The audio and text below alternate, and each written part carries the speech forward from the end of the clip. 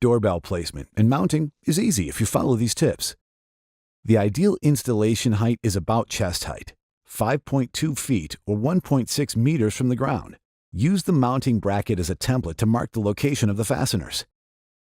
If mounting to a wood surface, it may be preferable to pre-drill the holes to prevent cracking the wood. Then fasten the provided screws through the bracket. If mounting on drywall, brick, or masonry, drill 4 6mm or 1/4 inch holes in the marks you made.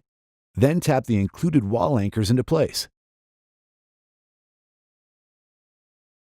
Now for either installation, fasten the provided screws through the mounting bracket until secured. Next, align the doorbell with the mounting bracket and then slide it down to secure it in place. Once attached to the wall plate, insert the security tool and rotate it clockwise to tighten the internal security screw.